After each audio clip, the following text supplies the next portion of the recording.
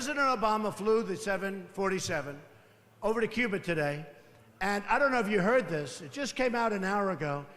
He's landed in Cuba, and Raul Castro, or Fidel Castro, but Raul Castro, who's the head of Cuba, wasn't there to greet him. No, there was nobody. He landed the plane. There was nobody there to greet him. Folks, what are we doing? What are we doing? What are we doing? Now, here's how a thing like that is supposed to work.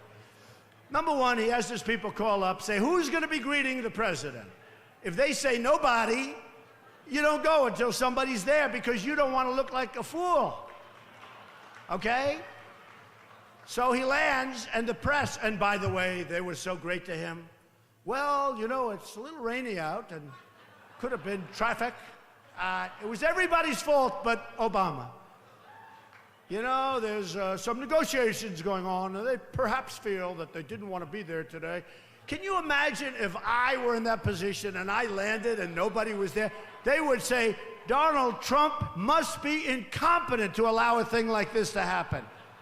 So President Obama landed in Cuba, and the head of Cuba, who was there for the Pope, and he was there for other dignitaries that come in, but he wasn't there for the President of the United States.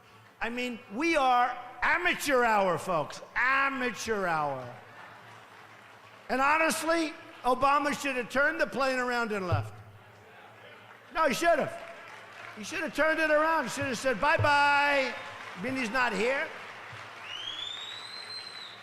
And I'm not knocking Castro. I mean, if they can get away with this stuff, it's great. They're making a great deal because, you know, they're making a deal. I said, it's fine to do it, but you got to make a better deal, like the clause I told you about. But honestly, number one, it should never happen. But if it did happen, it's go bye-bye. We'll see you in a couple of years or maybe a couple of decades. You don't do that. He got in his car, he drove, nobody to shake his hand. Isn't that incredible, Pamela? I mean, can you imagine? So this is a song from 1961 you'll all know, but I've taken a little liberty with the lyrics for Mr. Trump, all right? Here we go, and you'll know it when we get in. When the night has come, yeah, and the land is dark, and the moon is the only light we'll see. Oh, I won't be afraid. No, I won't.